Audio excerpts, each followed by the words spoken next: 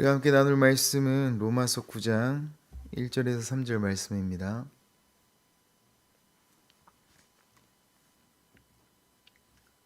로마서 9장 1절에서 3절 말씀 같이 읽겠습니다. 내가 그리스도 안에서 참 말을 하고 거짓을 아니하노라.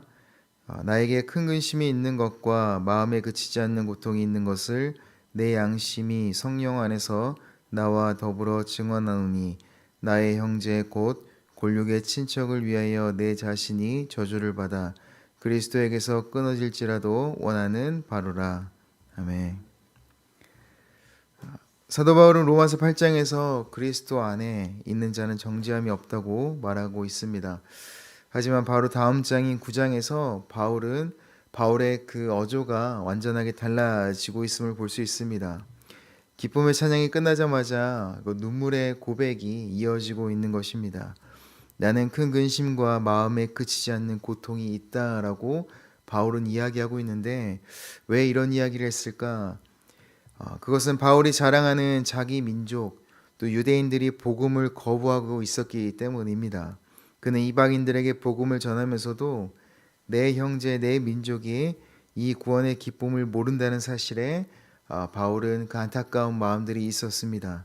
그래서 이렇게 말하고 있는 것입니다. 그들을 위해서라면 내가 차라리 저주를 받아도 좋겠다. 이것이 복음을 아는 사람의 마음인 것입니다.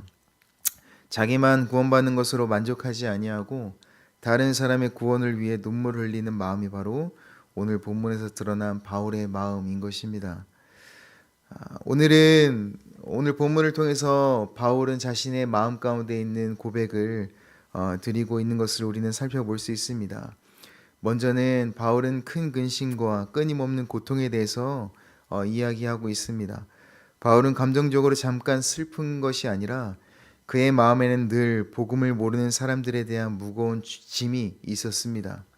그는 감옥에 갇히고 또 돌에 맞아 죽을 뻔하고 또 배를 타다 난파당했지만 그 어떠한 고통보다 더 큰 고통이 있었는데, 그것은 바로 내 민족이 예수 그리스도를 알지 못한다라는 것입니다.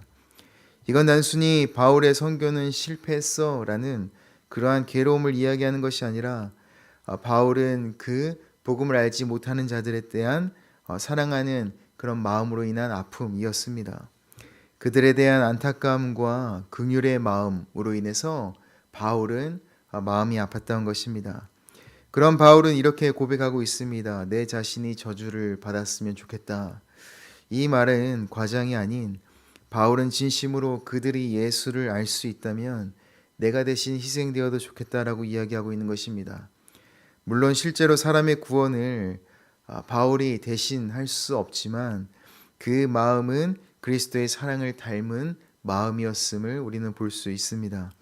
예수님께서도 우리를 위해 이렇게 말씀하셨습니다.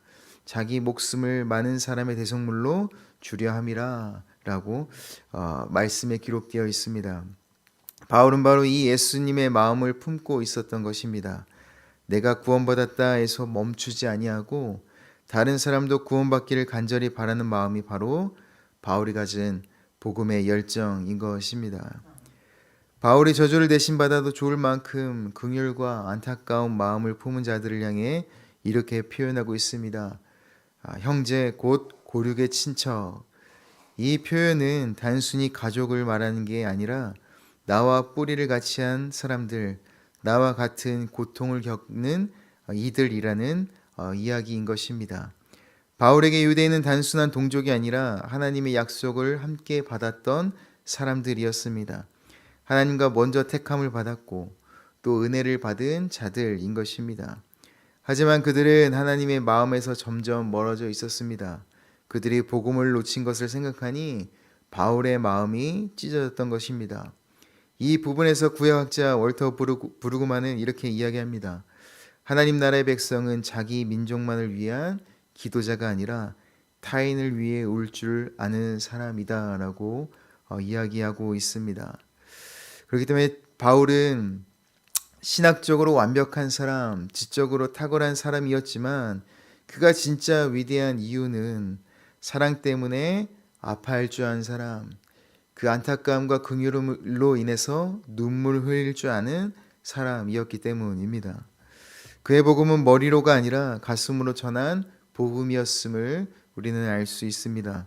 그 아픈 마음이 얼마나 컸으면 40의 감한 매를 3번이나 당하고 또 뼈가 으스러지며 또 돌에 맞아 죽을 뻔한 위협과 또 배 난파의 위험에도 그는 그 복음 전하기를 멈추지 않았던 것을 우리는 알 수 있습니다.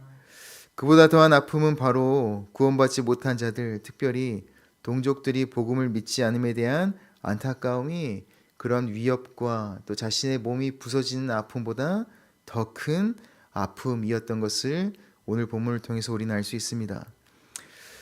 우리도 마찬가지입니다. 가족 중에 아직 예수님을 모르는 이들, 또한 친구나 이웃 중에 하나님을 떠나 사는 사람들, 특별히 이번 예담 112를 통해 초청받은 자들, 그들을 향해 일회성으로 그치는 것이 아니라 하나의 행사로 우리가 만족하는 것이 아니라 그들을 위해 바울과 같은 마음을 품어야 할 것입니다.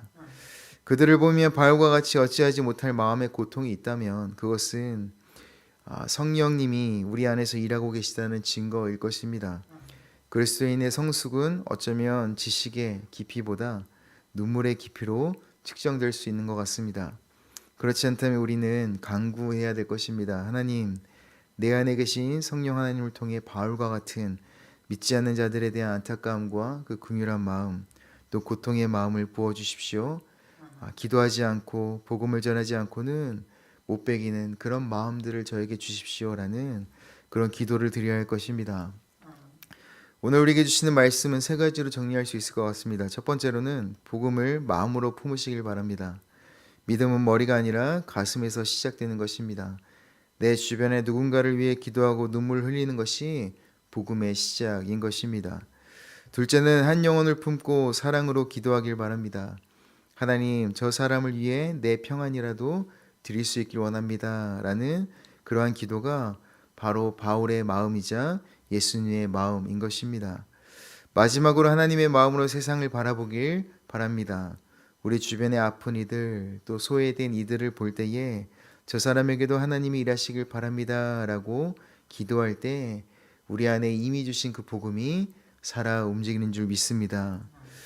결론을 이야기하자면 한 영혼을 인해 아파한 사람이 되길 바랍니다. 바울은 복음의 논리로만 산 사람이 아니었습니다. 그는 한 영혼에 대한 사랑하는 마음으로 인한 안타까움과 긍휼 때문에 그 아픔으로 인해서 잠 못 이루는 사람, 잃어버린 영혼 때문에 마음이 무너진 사람이 바로 바울이었습니다.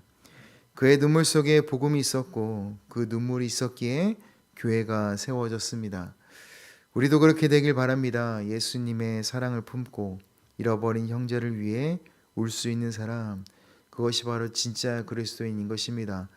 오늘 하루 우리 주변에 또 그런 안타까움, 또 긍휼이 필요한 자들이 있다면 우리가 그 영혼을 품고 기도할 수 있는 우리 예언교회 성도님들의 하루가 되길 간절히 소망합니다. 같이 기도하겠습니다.